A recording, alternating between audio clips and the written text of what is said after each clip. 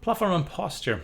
In this section, we're going to think about the different types of devices and the different ways in which users can access or interact with those devices. So in terms of, if we think about the diversity, and you can see a good example here on the screen, there's lots of different types of interface that we can define. And we could group or classify them by the platform that we're dealing with. If it is, and you can see here on the screen, a number of different kiosk-based platforms, and also then about the postures, about how the user interacts with those environments. Are they standing up? Are they sitting down? Are they using their hands to interact, a keyboard or a mouse? Is it one-handed, two-handed? All of these then relate to elements of how the user interacts with the software. And unsurprisingly, they all have an important part to play in terms of how we then design our interfaces. So in terms of platform, the notion of platform, it brings together physical characteristics of the device. Things like the screen size, its position relative to the user, about the input modalities that are available, and some very common examples that we're all familiar with are desktop and laptop computers, our mobile phones and tablets, and also things like wearable technology in terms of smartwatches and so on. But that's only common examples. There are many, many more other types of platform that are available. And for example, in-vehicle systems inside cars would be one. Kiosks, which we've seen the image in the previous slide, would be another. Most electronic devices that people buy, be they smart TVs or washing machines or things like that, again, they all have interfaces as well, and a lot of digital instruments and other types of things. So there's a very wide range of platforms under which people can interact with their whatever application or software or device they're using. Postures then tie into how the person interacts with it, and there's quite a wide range. We're going to look at some common ones here that we may encounter. And at the highest level then it says that given a particular platform and a setup for it, well, how do we present our interface to the user? And we have three main types we'll start off with, and then we'll look at some other variants. And these types here are typical common ones, but they largely refer to a sort of a desktop, laptop type platform or environment. So these are the ones that these are most relevant inside. So we have three types defined. Sovereign is the first one, and sovereign applications, they are the main focus for the user. That's what the user sees. They occupy most of the screen. The user tends to use them for prolonged periods of time.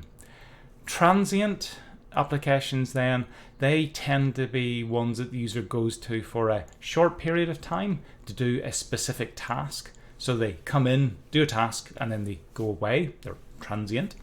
And Daemonic ones are ones that generally run in the background. So they're checking things in the background. Most of the time they don't really have a need to interact with the user, but every once in a while they'll have a need to notify or inform or advise the user of something. So let's think about these three different types in terms of what it means for interface design. We'll start off with sovereign first of all. So as we said, sovereign software, it's software that typically occupies most of the available screen, or a large portion. Certainly the thing that the user is interacting with, it's not small, it's going to occupy a good amount of the available real estate on the screen. And the user typically, generally involves using sovereign applications for a long period of time. It's what they focus on doing. So some examples would be things like word processors, spreadsheets, all of those productivity oriented pieces of software.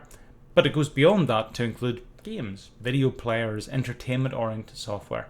Again, they tend to occupy large parts of the screen and extended periods of the user's attention. So for sovereign software, we have a few good pieces of advice that we can use then to help us better create interfaces for sovereign apps. If it's productivity-oriented related, then generally speaking, because it's going to be there for a long time and it's using a large amount of space, we want to use a more conservative visual style. It should be something that just fits along. It shouldn't be too bright, too standoutish. It's something the user should be comfortable with seeing for a long period of time. Now, because we have a lot of space available normally, it means then we can use that space. If we want to display more controls, we want to have toolbars and lots of different information displays, we generally should use the space that we're available to present this information because it's available. There is, of course, in this here a balancing act to be observed, in that we don't want to provide too much information to the extent where it confuses the user. So we want to think about what the user wants to have by way of information or control, and we, generally speaking, will have the available real estate for us to be able to present those controls or that information. If it is sort of desktop based in terms of keyboard, mouse and things like that, you generally want to provide multiple ways of accessing the different controls. And it's an if we can assume the users are in a office type environment, then we generally can assume fine motor control. Of course, we need to make sure we're supporting accessibility in this here for all of our users, but for the majority of the users, we can assume fine motor control. An example of this would be if you want to resize a window, for example, you may need to move a pointer or a cursor just precisely on the edge of the window, click and then drag it. In certain types of environment, you're not going to be able to easily do that type of interaction. But in a sort of quiet, sitting down, office-based environment, it's a more reasonable assumption. For transient posture then, so for software that's using a transient posture, its functionality, it's typically quite specific. It's used for a certain period of time, and then when the user's done whatever they need to do, it's dismissed, and the user goes back to doing something else. So something like a calculator or a music player would be good examples of transient posture, where pop up, the user does something, the user then dismisses it and carries on. So in terms of designing this type of software, the more transient nature of it, the fact that it appears and then disappears, it has a number of implications then for design. It's important because the user may only be using this infrequently, every once in a while, that it is easy to use, and if we have any instructions that are necessary, and hopefully not, it should be maybe self-evident, but if we do have any instructions, we should build those into the screen so the user can quickly remind themselves or learn how to use it. Generally speaking, we shouldn't require the user to have multiple screens. Everything the transient application should do just from the front screen, the main screen that's appeared. We shouldn't require the user to navigate through menus or go on to different ones. It should just be available on that one display. The user can do whatever they need to do and get rid of the thing then. We should make sure that controls and information, they're presented clearly. Because of that transient nature, we want to make sure things are particularly clear to the user. If we want to, we can have the controls being a bit larger. Because of the transient nature, we can do that, make it again a bit easier to use. We generally shouldn't assume any need for fine motor controls.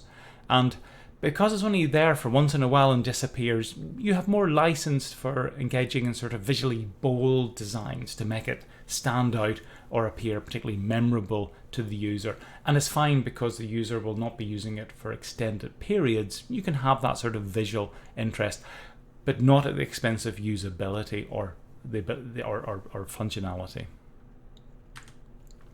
For Daemonic position then, for applications that use that run in the background, you can see a few examples here. It may be something that's checking to see, do you need to update your drivers on your machine or the operating system, or it could be something about networking, connectivity, it could be cloud storage, any of these types of things that just run in the background that the vast majority of the time never need to tell the user anything, but occasionally do need to make the user aware of something.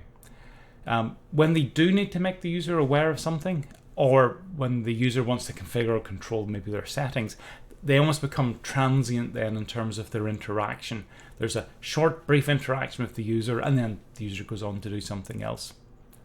Because of the nature of notifications or messages from Daemonic posture, they're not going to be the type of thing that, generally speaking, the user will have evoked themselves.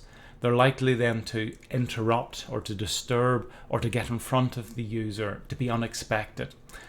And sometimes that's for really good reasons, because it's a really important notification. Sometimes it may just be advising the user of an update or something like that. And it's important then that we are careful and respectful to the user based on the importance of the information that we're displaying, to make sure that we don't unduly interrupt the user.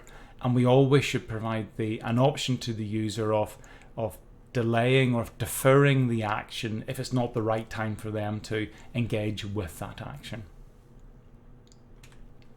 So in terms of some other types of posture then, website posture, if you think about this, websites, well, it really depends on what the user is doing. They can both be sovereign and transient in nature. And there's a wide range, obviously, of different uses. The user may be going onto something just to find a piece of information. It may be a more transactional site where they're searching and shopping for something. It could be a social site, which they're sort of engaging and interacting with other people. So very, very wide range of different activities that we can do then through the web. And depending upon the activity that we're doing, that really determines how we go about designing our interface if we're using a web-based one. And that relates also to the size of the window, the environment that we're using it in. Some of those aspects, again, around color schemes and how visually intense it is, and all of the other aspects apply. Web apps then. So these are applications that run inside a browser. They're very straightforward. They're basically exactly the same as a normal application. So be they sovereign or transient, doesn't really matter. There's not really much difference. The only difference is they're running inside a browser. But beyond that, just the same as any other application in terms of aspects of posture and then the design implications from that.